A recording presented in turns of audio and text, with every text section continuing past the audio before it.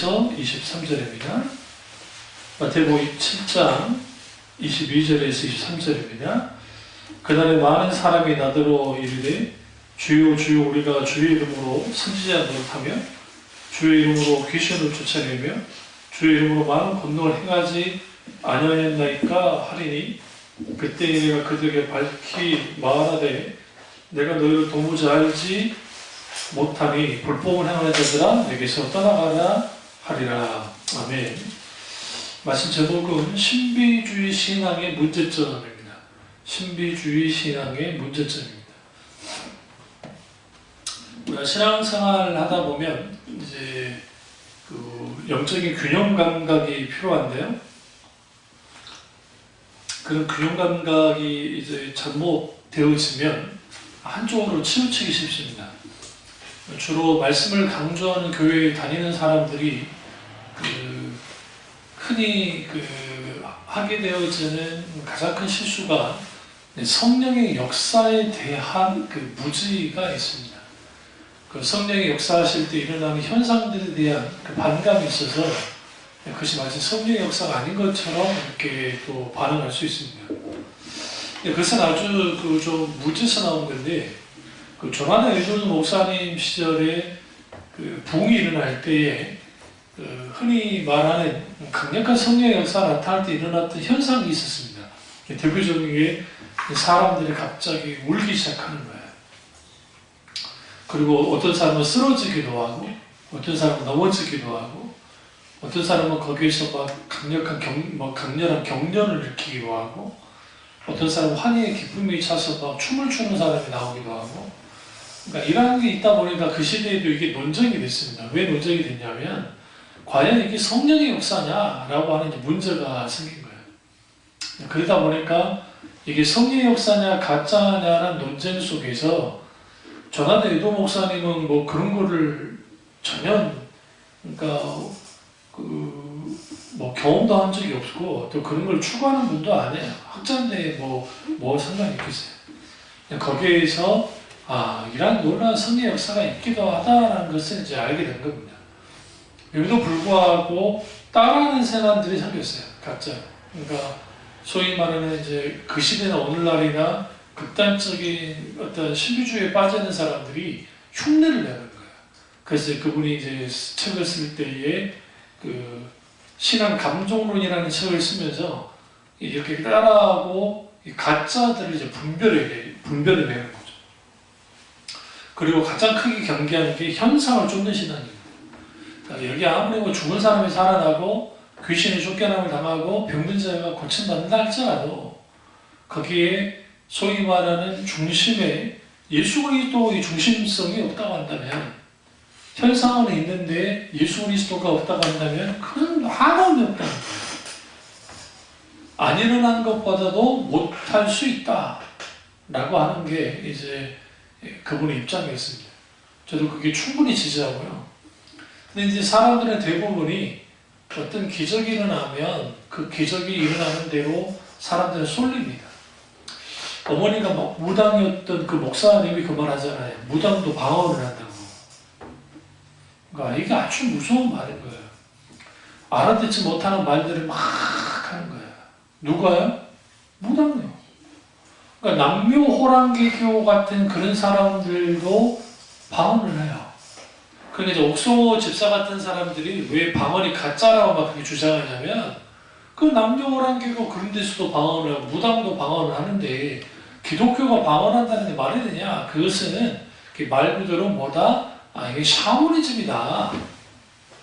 사탄이 준 거다라고 하는데, 백석대학교 교수님이 생각 안 나는데 그분이 이 방언은 하나님이 주신 거라는 글을 써서 책으로 나온 적이 있는데, 흔히 생각하는 방언에 대한 오해가 있어요. 어떤 오해가 있냐면, 방언을 많이 하면 능력받는다라고 하는 게 한국교회가 70년도, 그러니까 60년도, 70년도, 80년도, 90년도까지 지배하고 있던, 책장에 지배하고 있던 사상입니다. 그거는 이제 오순절 계통에, 순복음 계통에 목사님들이 나와서 이렇게 했고, 실제로 방언을 통해서 막 거기에 권능이 행해지는 것 같은 그런 것들을 많이 봤어요. 그러다 보니까 방언은 마치 모든 것을 해결해 줄 수 있는 만능 열쇠 같은 거였고, 그래서 이제 심지어는 지금은 이제 그렇지 않습니다만은 그 90년대 초반까지 순복음 신학에서는 순복음 교회에서 공공하게 말하는 게 방언받지 않았으면 구원받지 못했다라는 말이 나도 났다. 아주 이게 천박한, 이렇게 표현하면 그렇지만 아주 그러니까 편박이라는 표현보다는 편협한 이 은사주의인 거예요, 완전히. 근데 그게 미국의 하나님의 성계가 그랬느냐? 그렇지 않아요. 유독 한국에만 그런 일이 있었어요. 그 이유는 뭐냐면, 지나친 방언 강조가 뭐를 가져다 놓냐면, 이 방언 만능주의를 빠지게 했고, 그 방언 만능주의에 빠지니까 당연히 사람들이 뭐 하기 시작하냐면, 그 방언을 이제 지들끼리 배우는 거예요. 그게 고 최자철 목사님이 했던 일이에요. 사람들 또 하늘성계동으로 이창섭 목사님이 했던 게 방언 가르쳤다고요. 그 말도 안 되는 일들을 했다고요, 그 시대의 분들이. 근데 그걸 또 방언 받겠다고 해요. 그럼 어떻게 가르쳤느냐 이거예요. 할렐루야, 할렐루야. 할렐루야를 계속 시키는 거예요. 10분이고 20분이고 30분이고 40분이고. 이렇게 생각해보세요. 10분이고 20분이고 할렐루야, 할렐루야, 할렐루야, 할렐루야, 할렐루야, 할렐루야, 할렐루야, 할렐루야 하다 보면 뭐가 돼요? 혀가 풀리게 돼 있어요. 자기도 모르게 라라라라라라라라라라라라라라라라. 그럼 이제 뭐예요? 방언 하다는 거예요. 뭐 그런 식의 방언이 됐어요. 그런 식의 방언. 도대체. 그런 인간을 만들어낸 거죠. 그러니까 그게 일종의 신비주의 신앙인 거예요. 왜냐하면 방언을 받아야 구원받고, 방언을 받아야 능력받고, 방언 받아야 된다고 생각하는 것들, 그러한 것들이 깊숙하게 들어가니까 마치 방언이 만능의 열쇠처럼 여겨있고, 그러니까 이제 어떻게 하죠? 교인들은 막 방언 받기 열망하고, 그거 치워줘야 되겠고, 그러니까 가르치는 거예요. 할렐루야, 할렐루야, 할렐루야. 그 아주, 제가 그걸 어렸을 때 학생 때인데요. 그때가 고등학교 1학년인가 고등학교 내가 중3 때 제가 방언을 받았으니까, 그때 제가 붕괴했잖아요. 왜 붕괴를 했냐면, 그런 식의 방언 받는 거 어디냐는 거죠, 도대체. 저는 깊은 회개 속에서 내 의지와 상관없이 해가 구부러지더니 방언을 하기 시작했다. 그러니까, 그거 아니면, 그게 뭐가 방언인 거죠, 도대체. 막 배워보세요. 이재록 씨 관련된 그 신문을 보니까 이재록 씨가 이렇게 진술했더라고요. 자기가 기도를 많이 해서 권능을 많이 받았대. 그래서 권능을 많이 받아서 막 이런 하나님의 노라 역사를 했다는 식으로 검찰에다가 하면서 이제 선처 부착을 부탁한다고 막 그랬다는데, 여기서 이제 이재록 씨가 갖고 있는 그 생각이 오늘날 은사주의자들의 가지고 있는 생각과 똑같아요. 그러니까 기도 많이 해서 권능 받는다. 일종의 권능을 획득한다고 생각하는 거예요.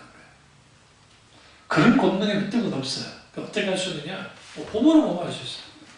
많은 사람이 22절에 그날에 많은 사람이 나더러 이르되 주여 주여 우리가 주의 이름으로 선지자 노릇하며 주의 이름으로 귀신을 쫓아내며 주의 이름으로 많은 권능을 행하지 않으리이까. 여기서 선지자 노릇이라는 표현이 좀 오해가 있다 했죠. 과거에 제가 말씀드렸지만 선지자 한 거예요. 선지자 노릇하지 않았어요. 왜냐하면 자기 자신은 선지자를 한 거예요. 그런데 주님이 뭐라고 그래요? 그는 선지자 노릇한 거라는 거예요. 사실 많은 권능을 행하지 않나이까에 여기에 집중하세요. 방점을 집중해요. 많은 권능을 행했다는 것은 실제로 거기에 수많은 역사가 나타난 것을 봐요. 실제로.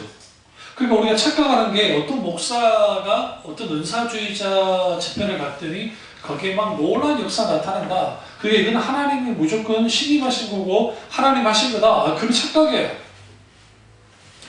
잘 들으세요. 성령님의 나타나심의 역사와 하나님의 신임과는 전혀 상관없어요. 하나님은 어떤 사람을 신임하냐면 그 사람이 열매를 맺는 자예요. 왜? 열매를 맺는 사람이 하나님께 옳다함을 인정받기 때문에 아무리 거기에 뭐 초자연적인 역사가 나타나고 거기에 무슨 천사가 나타나고 거기에 심지어 무슨 뭐 엄청난 음성을 듣고 막 잡다한 그런 일들이 일어난다 할지라도 그들의 열매가 어떤 열매를 맺느냐가 아주 중요합니다.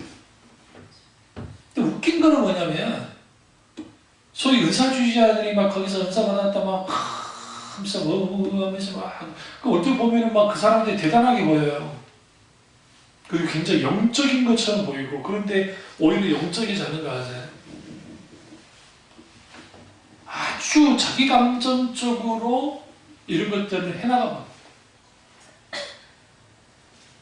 그러니까 소위 그 기도 원장이라는 분들 특히 여자 그 권사님들이나 그런 원장이라는 분들의 눈들을 보면 아주 매서운 분들이 많습니다. 이런 말씀드리면 좀 죄송한 말씀입니다. 마치 무당처럼 아주 강신 무당들처럼 그분들이 무당이라는 게 아니라 그 왜 그러느냐 생각보다 많이 그런 은사주의자들이 아주 권위주의적이에요. 저희 친한 목사님이 신학교 이제 강의 나가니까 그럼 거기 여자 은사주의 여자 목사들 그 사람들 와서 강의를 받아요. 그럼 그 사람들이 왜 와서 신학교에 와서 정식 신학대학은 아니고 신학교에 와서 이제 그게 강의를 듣고 그걸 꼭 어쨌든 이제 거기서 주는 것을 받으러 가냐면 일단 이분들 중에 뭐 안 그런 분도 있겠지만 정상적인 대학을 나온 사람들이 그렇게 많지 않고 솔직히 그리고 그 실력으로 대학원을 간다 할지라도 그 공부를 감당을 못해요 이분들이. 왜 그러냐면 은사 막 그런 분들이었기 때문에. 그러니까 이제 이런 신학교는 그래도 다른 데에 비해서 그 부분에서 좀 약함이 있으니까. 그런데 이분들이 꼭 용돈을 잘 준대. 네, 저희 목사님한테 때 되면 늘 주는 건 아니고 스승이납니다 하면 막 걸게 준대 걸게. 부담스러울 정도. 근데 어느 날인가 전화를 누가 왔는데 앞에서는 그러니까 목사님 앞에서는 막 그러지 않더니 전화하는데 갑자기 돌변하더니 아주 우리 최순실처럼 그렇게 부른 거예요. 근데 상대방의 목소리를 듣는데 쩔쩔매요. 남자인데 쩔쩔매요. 왜 그런가 했더니 이분이 은사주의자라 그들의 언어로 말하면 은사로 눌러놓은 거예요. 왕이야 왕. 그러니까 이제 이 양반은 바른말 잘하니까 무슨 전화냐고 일단 물었죠. 야 별거 아니라고. 근데 뭐 그렇게 받으세요?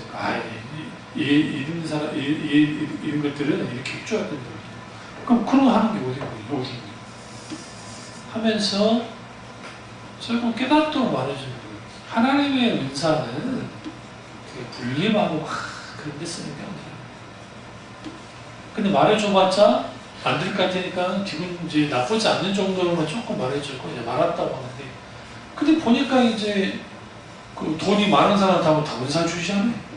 저 사람들이 왜 왔을까 하니까 일종의 신분세탁 하러 온 거예요.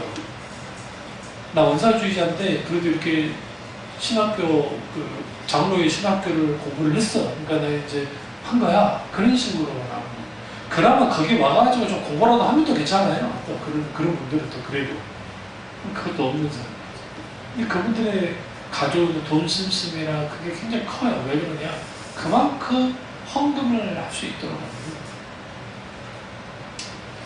그러니까 신비주의 신앙이라는 게 이게 아주 위험스럽습니다.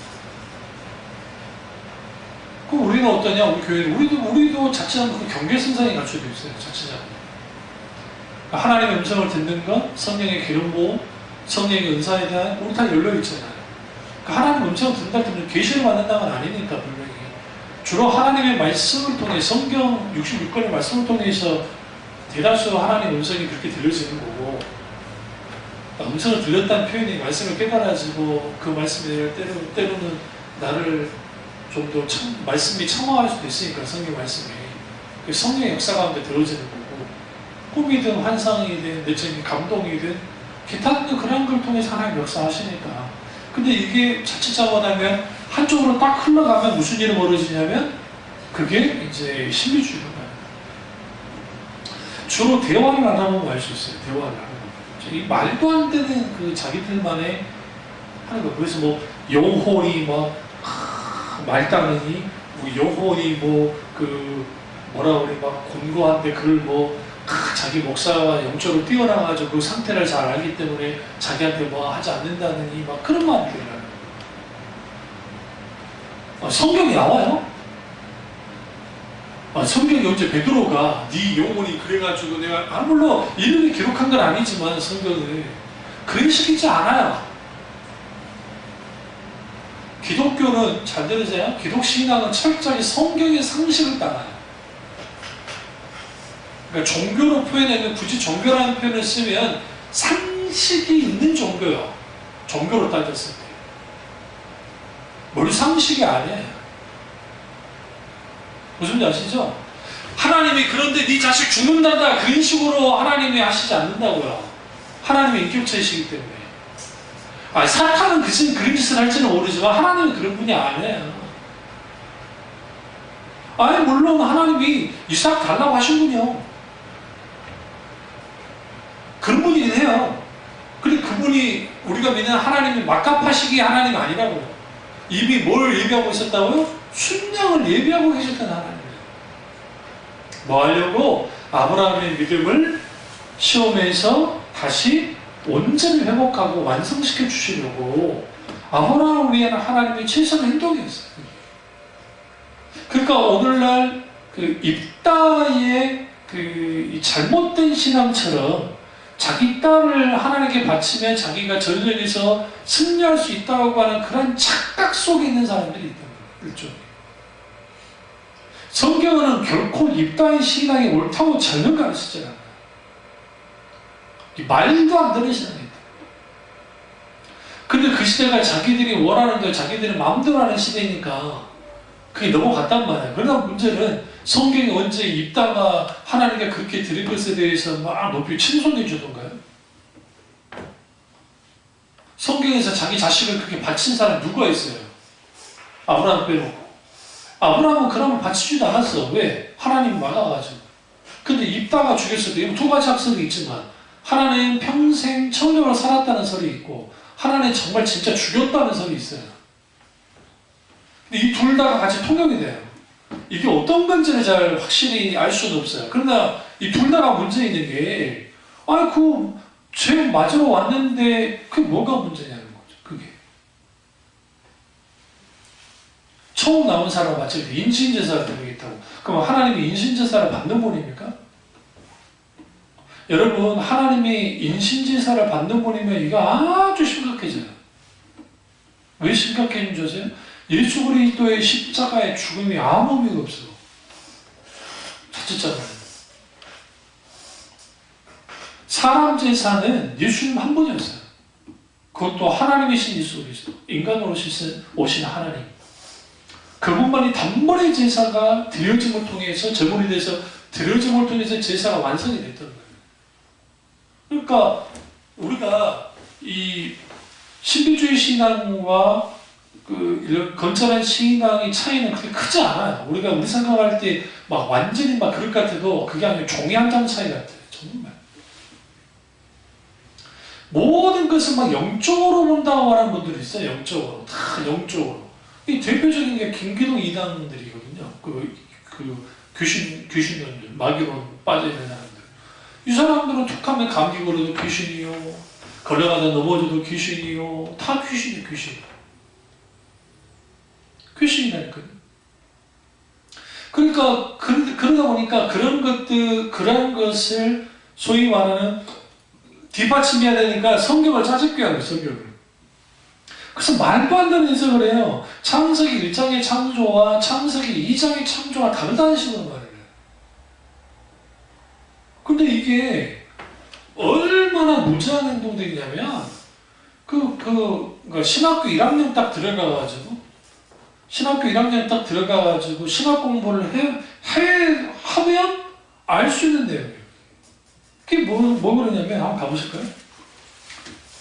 창세기 2장을 가보시면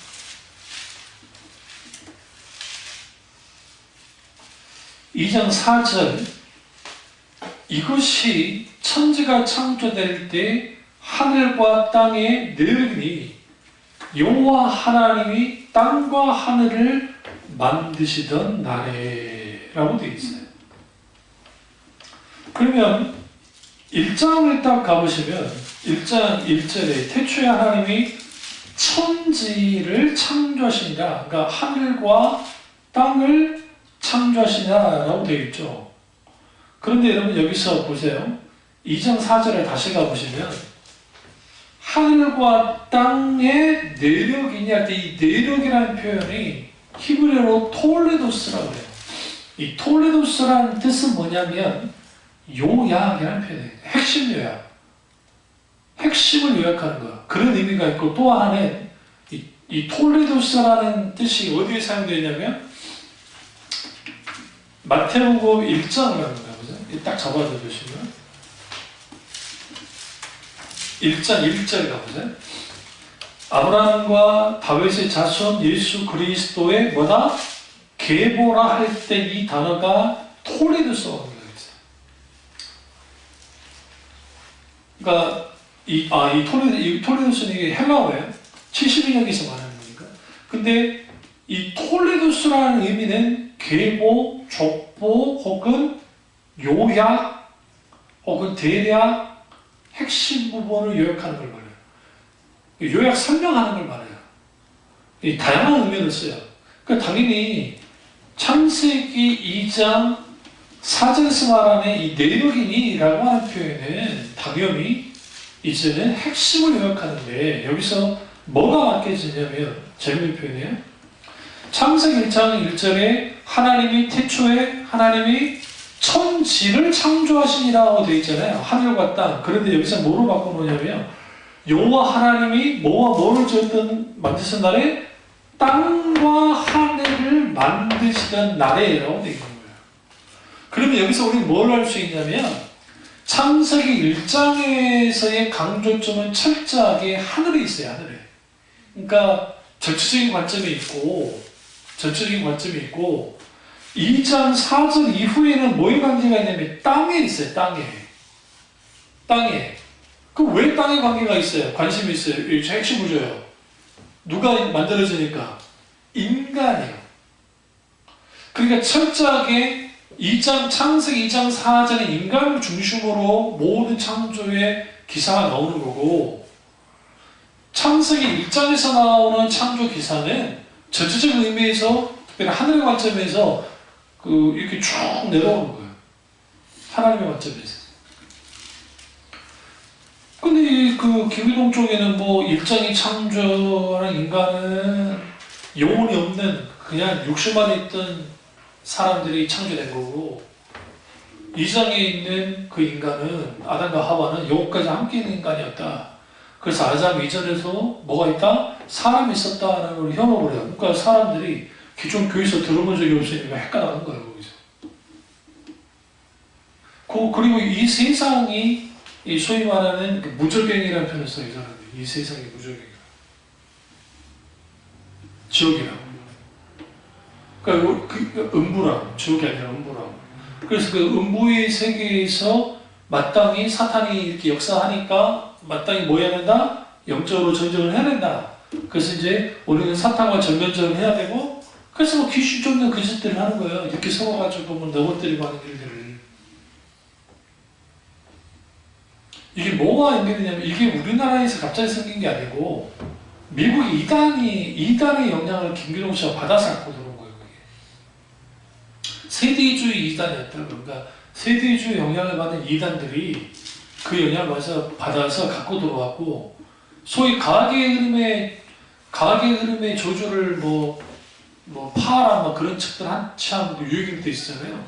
그 과학의 조주와 관련된 것도 그게 우리나라에서 막 나온 게 아니라 그게 외국에 있는 그 이단들이 그 주장을 한 것을 한국식으로 소위 말하는 샤머니즘과 결합을 시켜서 과학의 흐르는 조주가 있다고 말했습니다. 그냥 묻고 싶은 게요. 예수 그리스도께서 2000년 전에 십자가 못 박혀 죽으셔서 죄와 사망 권세 모든 저주를 감당하고 싶어 죽어서 돌아가셨는데 또 다른 저주가 있단 말이에요.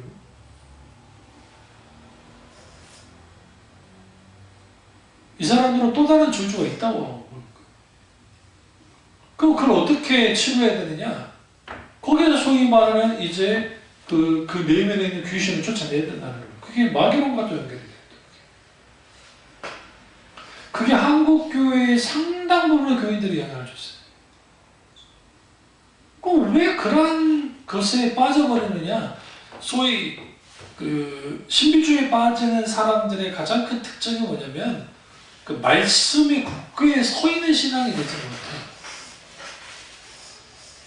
그 사람도 오히려 이렇게 말해요. 성경 하다가 그냥 매만에 죽는다고. 그 성경은 일종의 그냥 그들을 뒷받침해주는 정도밖에 안 나요. 또 그게 아니면 그 안에 또 변질되는 사람들이 뭐냐면 성경을 영적으로 해석한다고 영해한다는 사람들이 있어요.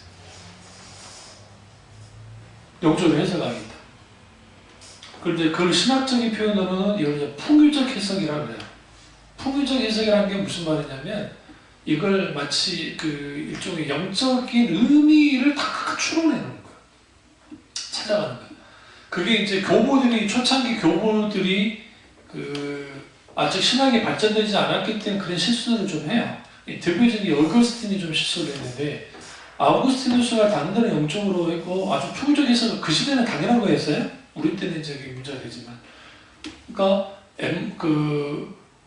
여리고로 내려가다가 강도 만난 사람의 비유에 대한 해석을 이제 어떻게 했냐면 이 유대인이 예루살렘에 있다가 여리고로 내려가다가 강도를 만났다는 거예요. 근데 왜 여리고로 내려가느냐? 이 사람이 신앙이 타락해가지고 하나님의 도성이었던 예루살렘이 아니라 세상 도성이 여리고로 내려가다가 강도를 만나서 이렇게 된 거다.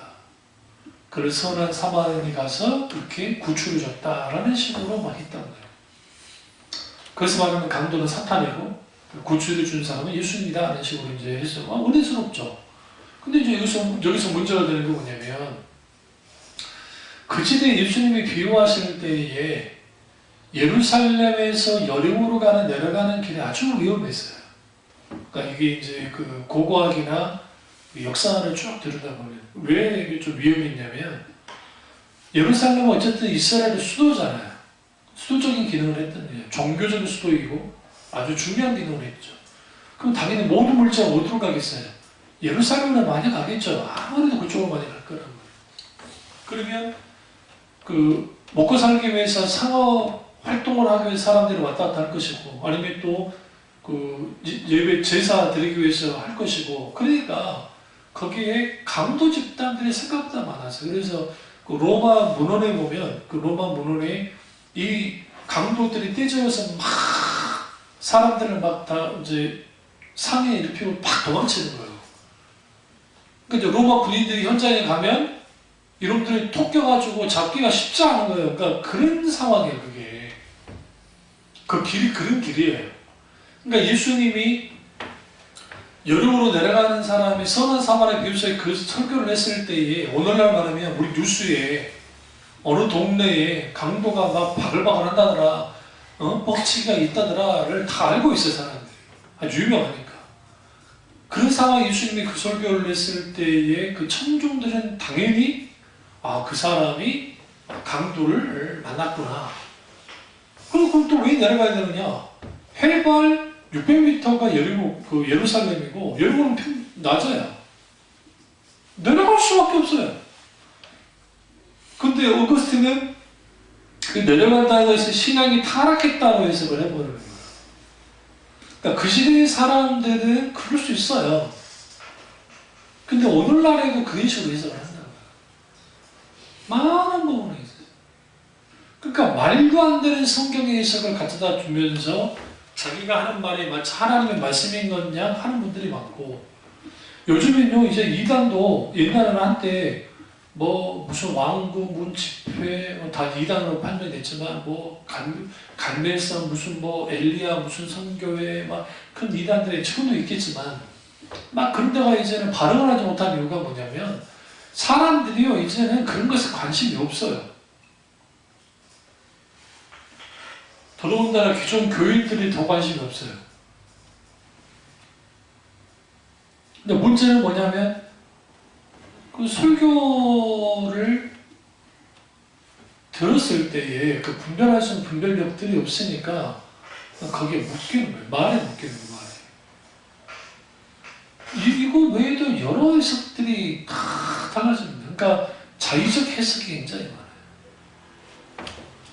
그리고 더 재미있는 게 뭐냐면 성경 속에서 아주 대단한 진리를 발견했다고 자기들만의 그 책을 팔더라고요. 그래서 제가 그때 감독 왔을 때 정말 가기 싫었지만 그들을 연구하기 위해서만 갔는데 그들이 썼다고 하는 책들을 한번 쭉 보니까 외국에서 그 신비주의자들의 글들을 번역해서 한 책들도 많고 또 자기들 나름대로 재본해서 나오는 책들도 있더라고요. 그래서 일단 이제 훑어보니까 내가 살려고 하는 줄 알았는가 보죠. 그래서 나한테 침을 튀어가면서 아주 대단한 책이라고 열변을 토해요. 그래서 이게 왜 이렇게 좋은 책인가요? 그러니까 이제 영계가 어찌고 그 속에서 심오한 진리가 있고 그 속에서 정말 대단한 게 있다.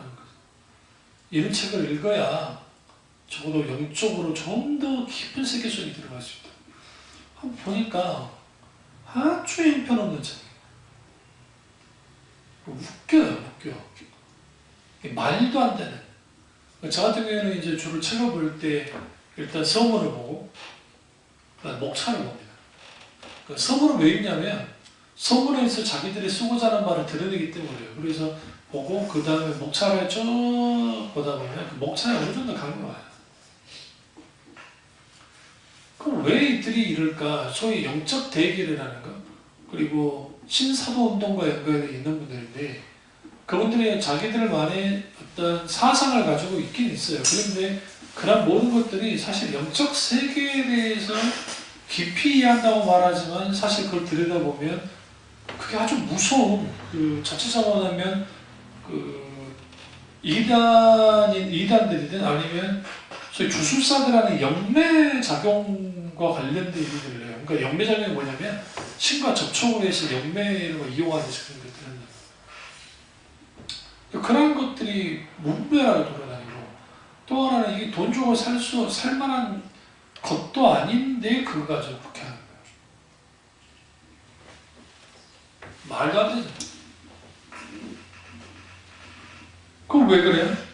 신비주의 신앙에 빠진 사람들은 말씀 연구, 말씀 공부에 철저한 사람들이 없어요. 자칫 자기들은 성경을 수백 개 있다고 말할지 모르지만 성경 말씀을 깊이 이해하고 깨닫고 알고 그리고 이미 믿음의 선배들이 2000년의 기독교 역사 속에서 성경에 있는 수많은 진리는 이미 다 드러났어요. 정말 우리가 하는 것은 성경의 조명 가운데 재발견하는 거예요. 재발견하는 거죠. 그리고 여러분들이 신앙생활 하시면서 누군가가 대단한 거 같고 새로운 진리를 발견했다. 다 이단이에요. subj하세요. 아니면 이단은 아니더라도 또 써먹는 거예요. 이미 과거에 그런 것들이 다 있었어요. 이건 교회사를 연구를 하다 보면 다 나와요. 제 전공 자체 역사신학이니까 그 교회사 속에서 여러 사람들이 있습니다. 그런 주장들이 나오고 구원파, 이단이다 이런 사람들 다 이미 이미 영주주의적인 어떤 그 영향 가운데 있으니까 이 사람들이 그냥 이단의 영향과 똑같아요. 그냥 명칭만 바뀌고 사람만 바뀌고 시대만 바뀌었을 뿐이지 다를 게 아니라는 거죠. 이러한 것들이 이제 소위 신비주의 가는데 어떤 사람이 신비주의 잘 빠지느냐 신앙이 열심히 있는 사람들이 대부분이.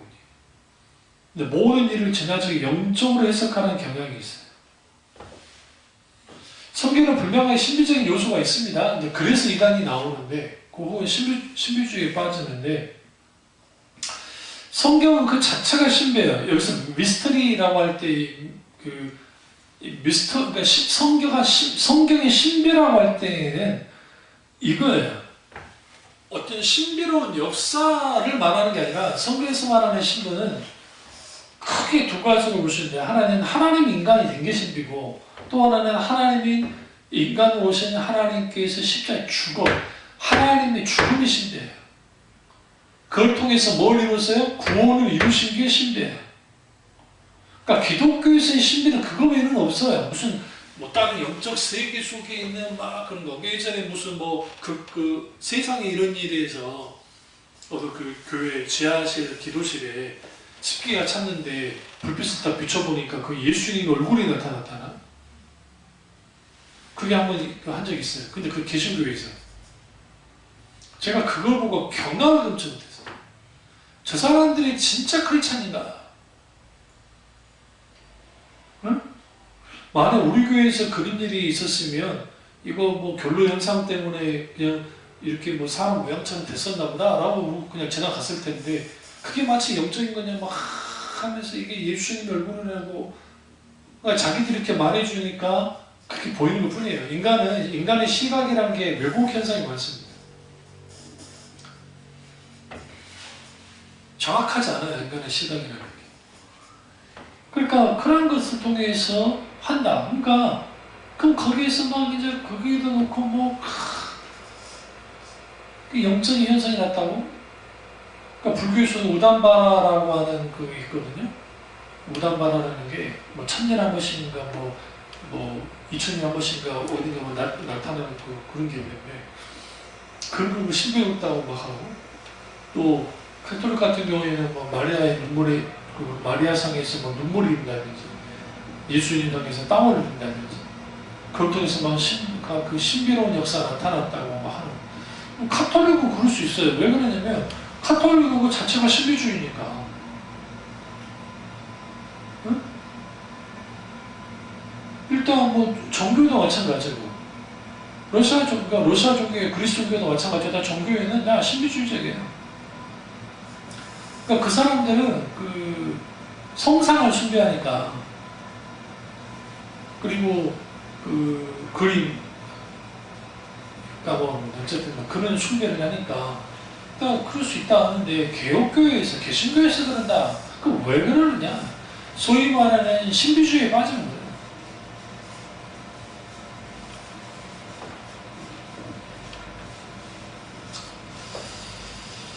그 조나단 웨드워드 목사님이 그 영적 대각선 운동이 일어났을 때에 그게 성령 강림의 역사가 나타났잖아요. 그러다 진짜 성령의 역사를 경험했던 사람들 중에 일부가 이제 그런 역사를 경험하니까 교리를 무시하기 시작해요. 그리고 그 교리주의자들을 막 맹공을 퍼부면서 막 하니까 조나단 웨드워드 목사님이 뭐라고 하냐면, 교리 아주 중요하다. 왜? 교리는 신학의 뼈대역합니다. 그래서 우리가 교리에 굳건히 서 있지 못하면 우리 뭐 하느냐? 신비주의 신학에 빠지기 쉬워요. 그래서 우리가 신비주의 신학에 빠지지 않으려면 첫 번째로 철저히 하나님 말씀 위에 서 있어요. 두 번째는 성경적 패턴을 존중해야 돼요. 신비주의 신학은 체험과 현상을 추구하기 때문에 지극히 자기 중심적으로 모든 것을 보고 해석합니다. 성경의 그 패턴은 철저히 하나님 중심적으로 맞춰져 있어요. 어떤 느낌과 현상보다는 인격주신 하나님을 알고 사랑하는 데 맞춰 있어요. 이게 아주 중요해요. 그래서 우리가 어떤 그 현상이 나타날 때 그것에 대해서 뭐 해야 되냐면 분별해야 돼요. 그게 분별이 힘들면 일단 이것이 어떤 열매를 맺게 하는지를 봐요. 그러니까 아무리 어떤 기적의 역사가 나타나도 모든 것이 예수 그리스도께 초점이 맞춰지지 않으면 이건 아니라 했잖아요. 거기에 사람이 높아지거나 다른 어떤 것이 높아지면 그것은 아주 다 잘못된 거예요. 위험스러운 거예요. 그래서 신비주의 신앙은 현상과 체험을 따라가지만, 기독교에서, 그러니까 성경에서 말하는 신앙은 철저히 하나님께 반응하고 하나님의 말씀을 따라갑니다. 이게 완전히 달라요. 그러니까 우리에게서 가장 중요한 게 뭐냐면 어떤 현상, 어떤 영적 체험이 일어나는 거 그 자체가 중요한 게 아니라 그렇게 일어나는 거는 뭐 그럴 수 있는데 반드시 하나님 말씀은 분별해요. 근데 여기서 이제 조심해야 될 게 있어요. 또 뭘 조심해야 되냐? 편견이에요. 정말 성령이 역사했는데 편견을 가지고 들여다보잖아요. 그러면 또 그걸 또 하나님의 역사가 아니고 사탄의 역사라고 되게 치부하는 그 자체다면 그렇게 또 할 수가 있어요. 자체다. 이게 아주 위험한 거예요. 그러니까 그러다 보면 그 사람들이 이제는 소위 말하는 이 편견 속에 딱 파묻힌 자들, 옥수모 집사 같은 사람들이 이제 그 방언은 이제 사탄이 주는 것이다라고 막 그렇게 극단으로 가는 거죠. 근데 그분의 주장에 일리가 있는 부분은 뭐냐면 방언의 병폐가 아주 심했다는 건 분명하다는 거예요. 소위 말하는 가짜들도 많았고 그렇다고 해서 우리 속담 이런 거 있잖아요. 구덩이 무서워도 장 못 담그냐 그런 말처럼 그렇다고 해서 방언까지 이걸 부정하면 안 되는 거죠. 물론 이분들은 그래요. 오순절 운동이 났을 때 갑자기 방언이 출현을 해요. 그러니까 방언이 그 역사가 나타나지 않았다. 그러니까 조나단 에드워드 목사님 때도 방언의 역사가 나타나지 않았어요. 무슨 말인지 아시죠? 그러니까 초대교회 이후에 그러면 아예 없었느냐? 그렇지는 않아요. 왜 그러냐면 기독교의 역사를 쭉 듣다 보면 우리는 카톨릭하면 교황 체제 아래에서 다 일사불란하게 움직이는 거라만 생각하잖아요. 근데 그 2000년의 카톨릭 역사 속에서 그 교황에게 한글 뜬 세력들도 생각보다 많았고 또 자기들끼리 세력으로서 싸우기도 있었고 그러니까 교황이 뭐 어쨌든 3명, 4명 있을 때도 있었어요. 자기들끼리 교황 세워가지고. 근데 거기에 어떤 사람들도 있었냐면 소위 말하는 그 성령의 역사에 대한 그 성령, 굳이 표현하면 성령파들이 있었단 말이에요. 카톡 내에서. 그리고 그들 내부에서 서서히 내려온 것도 있었어요. 이게 불리하지 않아요. 뭐 성경의 완성과 동시에 성령의 역사가 사라졌다고 주장하는 그 은사 중주론자들이 있는데 이제 이게 주로 개혁주의자들, 그 사람들 개혁주의자 중에서 극단주의 개혁주의자 안토니 후쿠마라는 이런 사람들이 주장을 했었는데 그게 성경 본문을 잘못 해석해서 그래요. 그러니까 자의적 해석을 했고 성경을 어느 곳으로 봐도 성경의 완성과 동시에 기적의 역사들, 기적의 은사들 그러니까 가르치고 선기관 그런 은사들은 남아있고 기적 행하는 은사들은 다 사라졌다는 거죠. 그 안에는 방언도 있고 다 있다는 거예요. 그걸 깨뜨린 게 총신대 이제 지금 은퇴하신 차인배 교수님이 그렇게 뜨는 거예요. 한국교회 화두로 연전에서 치열한 그 싸움을 통해서 우리 합동 측 이제 장로교 합동 측 내에 성령에 대한 이해가 좀 달라진 거예요. 그 전까지는 통성기도만 해도 이단이라고 했어요. 본인은 이제 올 때 신앙생활 안 했으니까 모르지만 어렸을 때 통성기도만 해도 이단이고 방언하는 건 당연히 이단이었어요.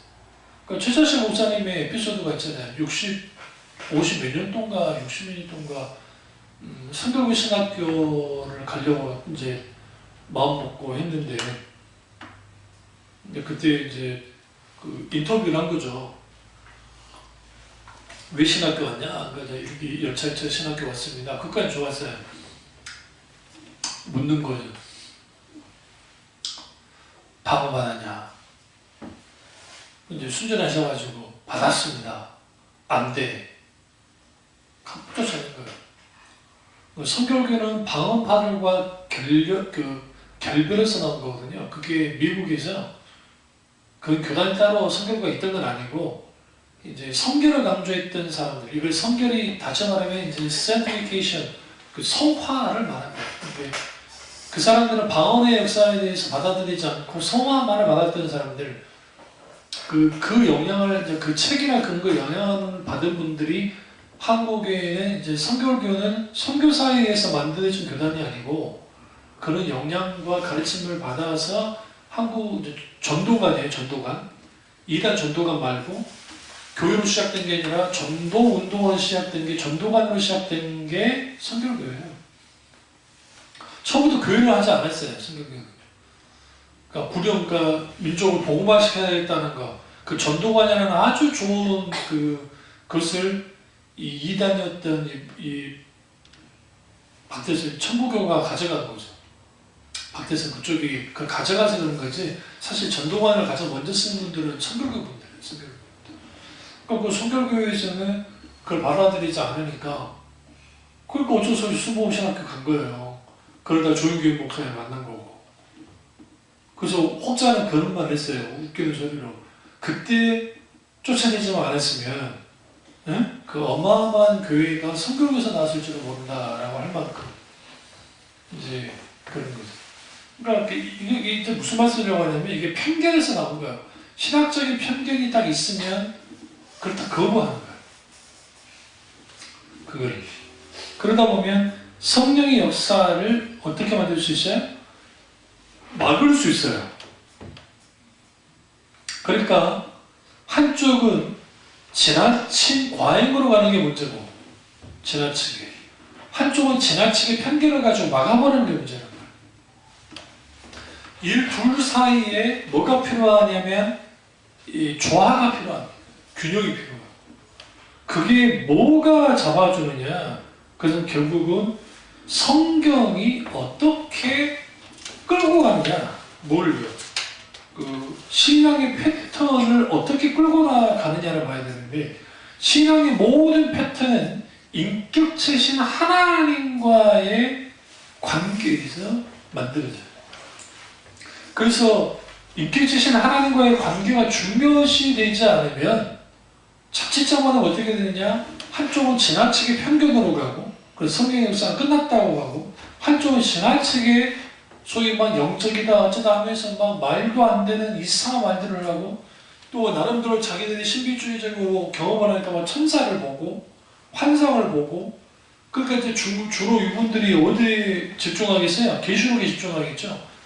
왜? 계시록에 그런 말들 많이 나오니까. 그러니까 막 그 계시록 하면서 그러다 극단적인 종말의 이단으로 빠지기도 하고 그렇지 않는다 할지라도 거기에서 뭐냐 이제 소위 말하는 영적인데 이제 문제는 뭐냐면 이 신비주의 이단에 혹은 또 지나친 은사주의에 빠진 사람들이 뭐와 결합이 되어졌냐면 이게 미국에서 왔다 했잖아요. 그러니까 당연히 실용주의와 혹은 번영주의와 결합이 돼서 어쩌다 보면 기독신문을 보시면 알겠지만 뭐 재정 축복의 비밀, 뭐 재정의 기름 부음 막 그런 집회를 한단 말이에요. 사업 성공의 기름 부음. 기름 부음을 어떤 수단으로 가는 거예요? 소위 말해서 성공의 수단을 이용하는 걸로 가버리는 거예요. 그러니까 반대편에 있는 분들이 이게 불토치를 일어나는 거예요. 말도 안 되는 일을 한다. 실제로 말도 안 되는 일들을 해요. 모아십이라고 하는 브라질 참 이상한 우리나라 60년도 사우리오 붕담사 같은 사람이 와가지고 금리빨 만들겠다고 막 했던 거예요. 금리빨. 저도 치아가 안 좋으는데 이거 그냥 금리빨을 다 떼었으면 좋겠어요.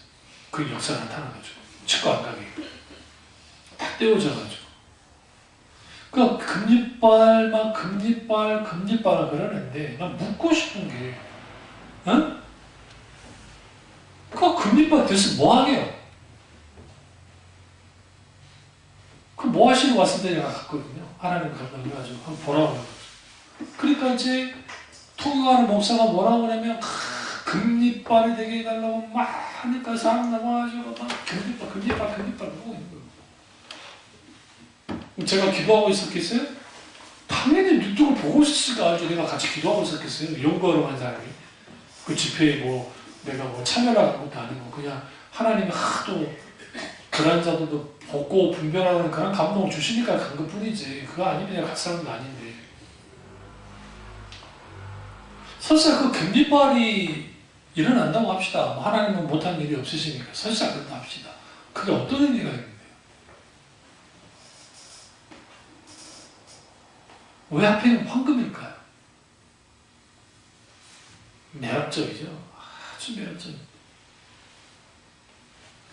거기에서 사람들이 혹할 수 있어요. 그럼 하나님은 그렇게 역사하죠. 나도 그렇게 역사할 수 있다고 생각해요. 그럼 문제는 뭐냐면 그런 역사가 나타나야 된다고 뭐 하는 거예요? 극단적으로 막 추구하고 막 하는 거예요. 그 아프리카에 그 이름 잘 생각이 안 나는 분은 그 목사가 있는데, 자체 목사하는 사람이 있는데 막 사람들을 하면서 피가 토해야 치료가 난다고 하는 그런 게 있어요. 피가 토해. 그러니까 막 사람들을 막 때리고 하면서 막 하면서 피가 토해져야 돼. 그래야 거기에 기적이 나타나고 거기에 병고침, 그래서 뭐 자칭 병고침 받았다고 하는 사람들이 많이 나와요. 그게 성경에서 말하는 패턴이에요. 물론 성경은 다 기록하진 않아요. 성령에 분명하게 다른 역사가 있다는 건 분명합니다. 근데 여기서 중요한 게 뭐냐면 인격성의 결여와는 전혀 상관없어요. 물론 언뜻 보기에 정말 인격적이지 않게 보여지는 성령 역사가 없지는 않아요. 대표적인 엎드리고 갑자기 주저앉고 온거 울 수도 있고 해요.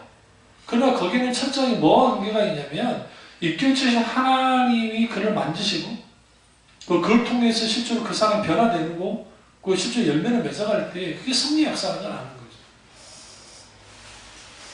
근데 그 영향을 받은 우리나라 지금 이단으로 판명됐던 원래 백석측 있던 목사인데 이단이라고 막 그쪽에서 해가지고 이제 그 사람이 그런 일을 해요. 지금도. 그러면서 뭐 피를 토하고 막 하는 일종의 그거 정상 아니에요. 과거에 지금 안 그렇지만 태백산 기도원에서 눈을 찌르는 안차를 했거든요. 눈 찌르기 안차. 아주 위험한 행동을 해요. 그래야 귀신이 쫓겨나고 병고침 받는다. 응? 김규와 이단이 자기들 있는 그 생수라고 해가지고 포천 할렐루야 기도원에 나오는 그 물을 마시면 병고침 받고 거기에서 정말 진정한 그 놀라운 기적을 경험한다고. 이제부터 똑같이 전남 무안 출신이거든요. 무안의 우물에서 그 생수를 쳤다가 먹어된다고.